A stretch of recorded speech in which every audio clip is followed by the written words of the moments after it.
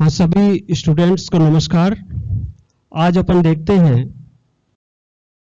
Reactivity of carbonyl compound के बारे में। अपन ने पिछले वीडियो में पढ़ चुके थे और वहां पर अपन ने देखा था कि कार्बोनिल यौगिक किस तरीके की रासायनिक अभिक्रियाएं देते हैं। उनमें अपन ने पढ़ा था न्यूक्लियोफिलिक एडिशन रिएक्शन और उसके साथ ही एसिडिक नेचर, जो अल्फा कार्बन है उसके ऊपर हाइड्रोजन यदि उपस्थित है तो उसकी एसिडिक नेचर के कारण से भी जो केमिकल रिएक्शंस होती हैं तो वो भी अपन ने पढ़ा था। आज अपन देखते हैं factor affecting the carbonyl group reactivity. Carbonyl group की रिएक्टिविटी कौन कौन से जो ऐसे फैक्टर हैं जो इसको प्रभावित करते हैं, इनके बारे में अपन संक्षिप्त स्टडी करते हैं। यहां पर आप यूं देखिए कि जैसे मान लीजिए ये कार्बोनिल कंपाउंड है, कार्बोनिल ग्रुप है, और कार्बोनिल ग्रुप के बारे में इससे पहले भी अपन ने चर्चा की थी कि जो कार्बोनिल ग्रुप होता है उसमें पोलैरिटी क्रिएट होती है। यहां पर जो पोलैरिटी की बात करेंगे तो यहां पर आप देखिए ऑक्सीजन है वो मोर इलेक्ट्रोनेगेटिव एटम है, इसके कारण से इसके ऊपर आंशिक रूप से ऋणावेश आता है और इस कार्बन के ऊपर आंशिक रूप से धनावेश आता है। ये बातें अपन को अच्छी तरीके से क्लियर है, अपन ने कई बार पढ़ ली है। तो यहां पर ये आंशिक रूप से पॉजिटिव चार्ज और ये आंशिक रूप से नेगेटिव चार्ज। और इसकी जो न्यूक्लियोफिलिक एडिशन रिएक्शन है, उस न्यूक्लियोफिलिक एडिशन रिएक्शन में अपन ने ये देखा है कि जो इलेक्ट्रॉन डेफिशिएंट कार्बन एटम है उसके ऊपर न्यूक्लियोफाइल का अटैक होता है और इसके ऊपर न्यूक्लियोफाइल का अटैक होगा और उस न्यूक्लियोफाइल्स का अटैक जितना फास्ट होता है, ये देखिए न्यूक्लियोफाइल्स इस कार्बन पर अटैक करता है और इस कार्बन पर न्यूक्लियोफाइल का अटैक जितना फास्ट होता है उस अभिक्रिया का जो रेट है वो भी उतना ही ज्यादा होगा। मतलब रेट ऑफ रिएक्शन है वो इस बात पर डिपेंड करता है कि किसी कार्बोनिल ग्रुप के ऊपर कार्बन पर न्यूक्लियोफाइल का अटैक कितना फास्ट होता है। ओके, तो यहां पर ये जो न्यूक्लियोफाइल है ये कितना फास्ट अटैक करता है, इसी के ऊपर इसकी रिएक्टिविटी डिपेंड करती है। और देखिए ये कितना फास्ट अटैक करेगा ये इस बात पर डिपेंड करता है कि इस कार्बन के ऊपर पॉजिटिव चार्ज कितनी मात्रा में है, कितनी अमाउंट में है, कितने प्रतिशत में है। तो जितना यहां पर कार्बोनिल ग्रुप के कार्बन के ऊपर जितना ज्यादा धनावेश होगा न्यूक्लियोफाइल का अटैक उतना ही फास्ट होगा और न्यूक्लियोफाइल का अटैक जितना फास्ट होगा उतनी ही उस अभिक्रिया की रेट ऑफ रिएक्शन है वो भी फास्ट होगी। तो इसका मतलब ओवरऑल जो अपन देखें, जो अपन ने इतनी सारी बातें बोली हैं, उसका जो ओवरऑल कंक्लूजन अपन देखें तो वो कंक्लूजन ये है कि रेट ऑफ रिएक्शन है वो इस बात पर डिपेंड करती है कि कार्बोनिल ग्रुप के कार्बन के ऊपर धनावेश की मात्रा कितनी है।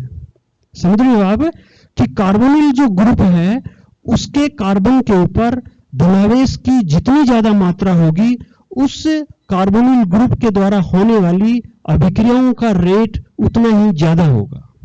ठीक है, तो यहां पर इसके धनावेश के ऊपर डिपेंड करता है। अब देखिए कोई भी ऐसा सब्स्टिट्यूट, कोई भी ऐसा कारक, ठीक है, कोई भी ऐसा कोई एटम जुड़ा हुआ हो या कोई ग्रुप जुड़ा हुआ हो, यदि वो एटम और ग्रुप इस कार्बन के ऊपर पॉजिटिव चार्ज की जो अमाउंट है उसको इंक्रीज कर रहा है, पॉजिटिव चार्ज को बढ़ा रहा है, तो वो सब्स्टिट्यूट या वो एटम उसकी रिएक्टिविटी को भी इंक्रीज कर रहा है। ठीक है, और कोई भी ऐसा सब्स्टिट्यूट, कोई भी ऐसा एटम जो इस कार्बन पर पॉजिटिव चार्ज है उस पॉजिटिव चार्ज को कम कर रहा है तो वो उसकी रिएक्टिविटी को डिक्रीज कर रहा है। ठीक है, तो कार्बोनिल कंपाउंड के बारे में अपन ने इसकी रिएक्टिविटी के बारे में सीधी सी अपने को दो ही चीजें याद रखनी है कि कोई भी ऐसा फैक्टर, कोई भी ऐसा इलेक्ट्रॉनिक इफेक्ट जो कार्बन पर पॉजिटिव चार्ज को इंक्रीज कर रहा है वो इसकी रिएक्टिविटी को बढ़ाएगा, और कोई भी ऐसा फैक्टर, कोई भी ऐसा सब्स्टिट्यूट जो कार्बन पर जो पॉजिटिव चार्ज है उसको यदि कम कर रहा है तो वो उसकी रिएक्टिविटी को कम करेगा।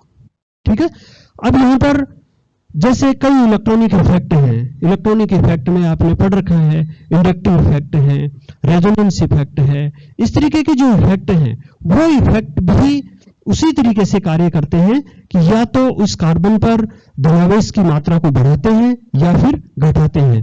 तो ऐसे इफेक्ट जो बढ़ाते हैं वो तो इसकी रिएक्टिविटी को बढ़ाएंगे और जो कम करते हैं वो इसकी रिएक्टिविटी को कम करेंगे।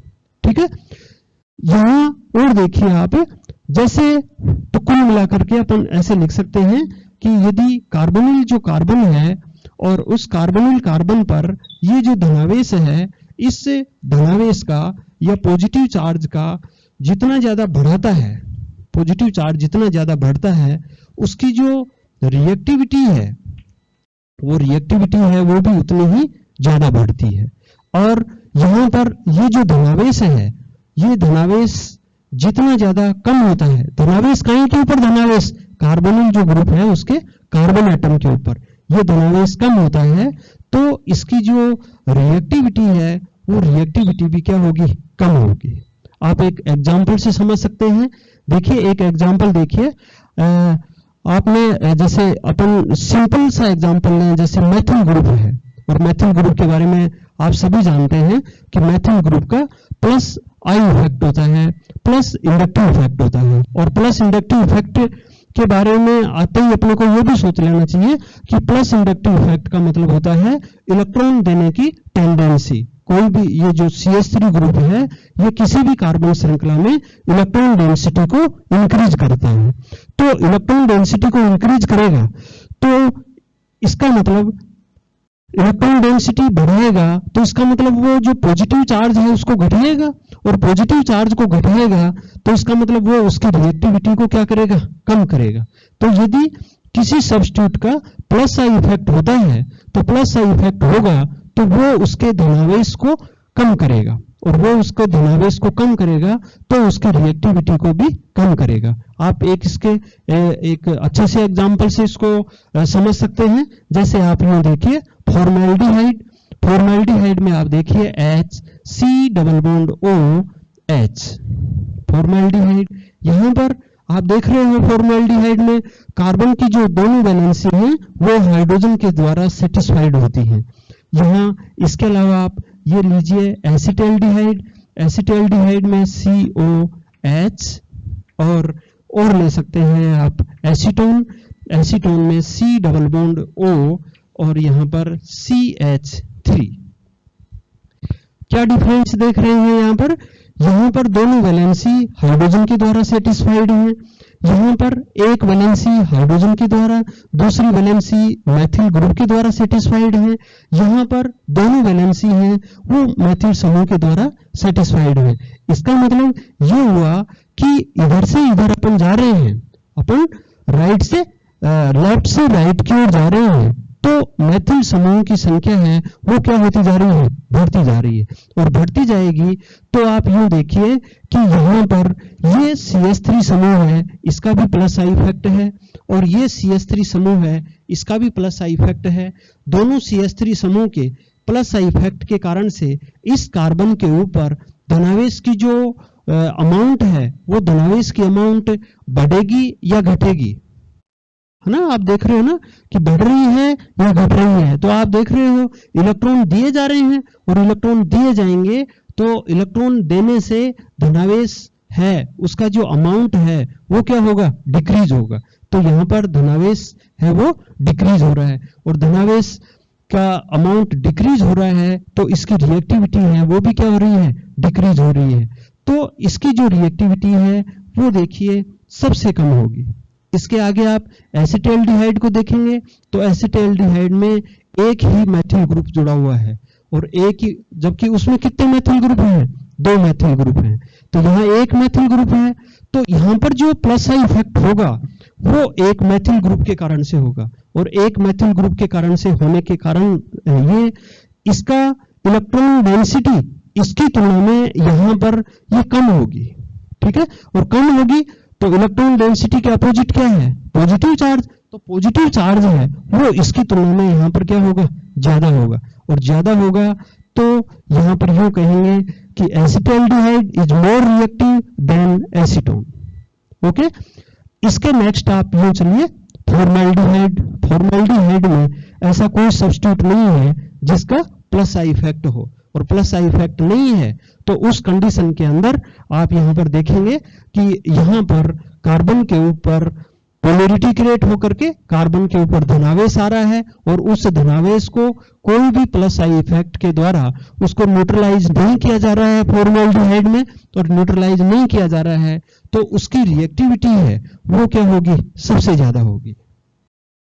ठीक है, तो इसको अपन दूसरे जो शब्दों में इसको ऐसे भी कह सकते हैं कि यदि प्लस आई इफेक्ट इंक्रीज होता है तो कार्बोनिल जो कंपाउंड है उनकी जो रिएक्टिविटी है वो रिएक्टिविटी डिक्रीज होती है। ओके, समझ रहे हो ना आप सारे लोग बैठे हैं जो कि ये रिएक्टिविटी कब इंक्रीज होती है और कब डिक्रीज होती है। तो जब भी प्लस आई इफेक्ट जब भी प्लस आई इफेक्ट बढ़ता है तब ही रिएक्टिविटी है वो डिक्रीज होती है। ठीक है, तो ये तो अपन इंडक्टिव इफेक्ट है उसके द्वारा इसको एक्सप्लेन करने की कोशिश कर रहे हैं। दूसरा, ये इसका अपोजिट ले लें, जैसे ये अपन क्या पढ़ रहे हैं प्लस आई इफेक्ट, तो अपन अपोजिट क्या ले लें, माइनस आई इफेक्ट। तो माइनस आई इफेक्ट है उसमें क्या होगा, माइनस आई का मतलब कार्बन श्रृंखला से इलेक्ट्रॉन डेंसिटी को कम करना।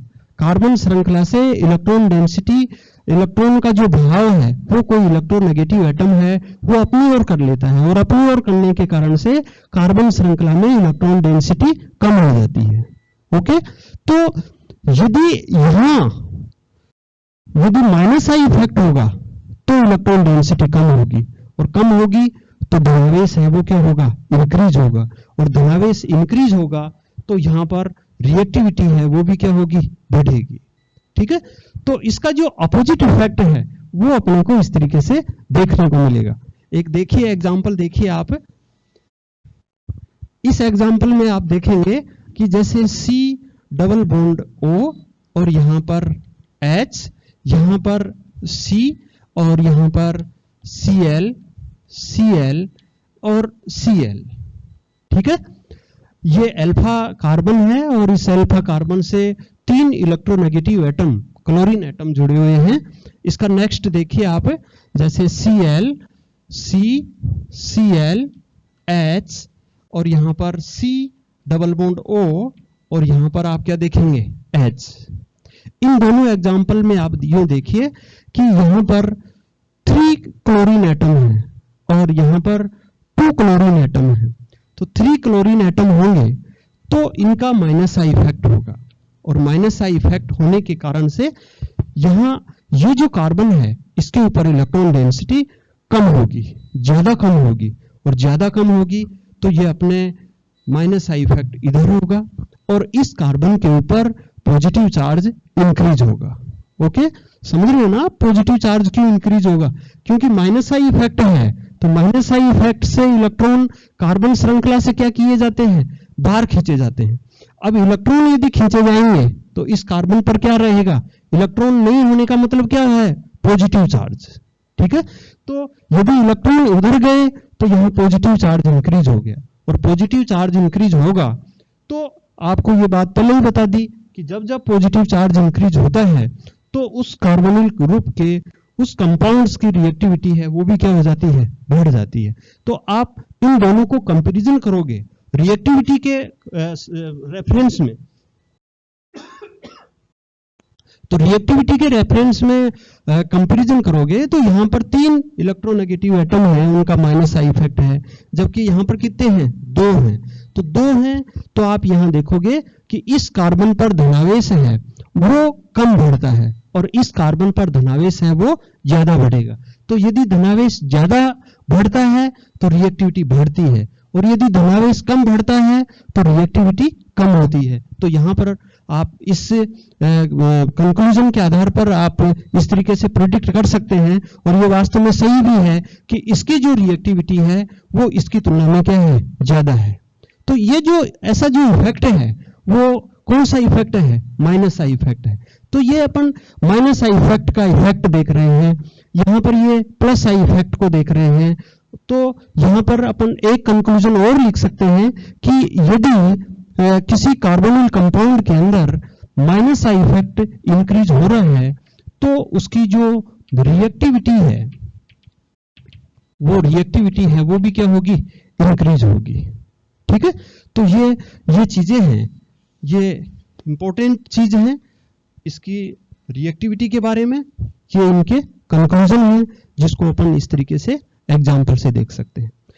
आप एक एग्जाम्पल और अप्लाई कर सकते हैं, जैसे आप यहां पर 3 क्लोरीन के एटम हैं और उसके साथ ही यदि क्लोरीन की जगह है यहां पर अपन फ्लोरीन के एटम ले लें।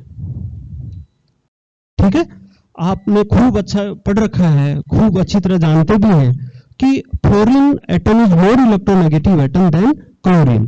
तो यहां पर फ्लोरीन की इलेक्ट्रोनेगेटिविटी ज्यादा होने के कारण से इसका जो माइनस आई इफेक्ट है वो मोर स्ट्रोंगर देन क्लोरीन एटम।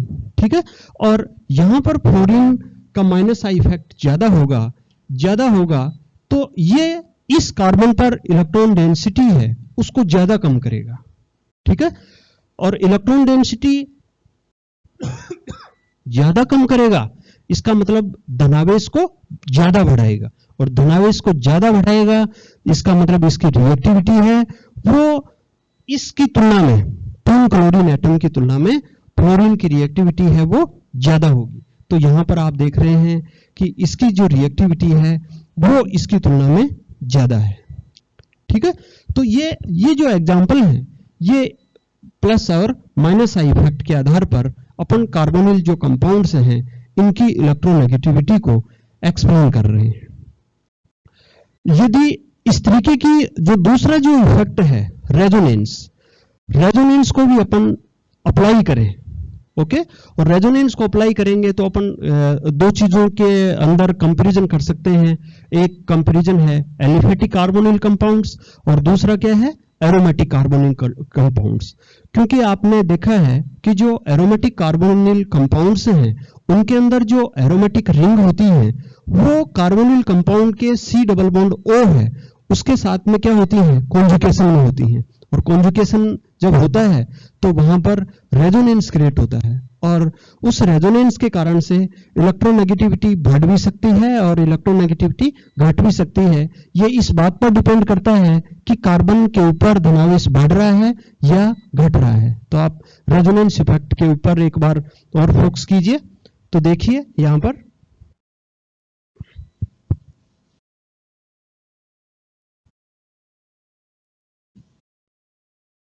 एक सिंपल एरोमेटिक एल्डिहाइड लेते हैं अपन, और जैसे आप जानते हो बेंजे एल्डिहाइड में आप ये देखिए स्ट्रक्चर्स इस तरीके से लिखते हैं, और यहां पर ये C डबल बॉन्ड O और यहां पर ये H।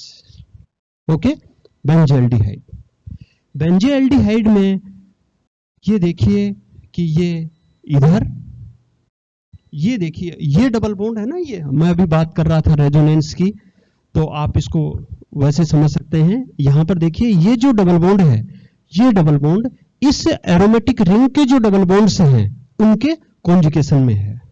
ओके, तो इनके कॉन्जुगेशन में है, तो यहां पर जैसे ये यहां पर तो और ये कॉन्जुगेशन के कारण से ये यहां पर तो ये रेजोनेटिंग स्ट्रक्चर्स क्रिएट होगी, और रेजोनेटिंग स्ट्रक्चर्स क्रिएट होगी तो आप देख रहे हो यहां पर ये CO माइनस और H, और यहां पर क्या आ गया, यहां पर पॉजिटिव चार्ज। फिर देखिए और आगे ये इस तरीके से, तो जो नेक्स्ट रेजोनेटिंग स्ट्रक्चर्स है उसमें देखिए ये positive charge double bond CHO minus. Next वाले में देखिए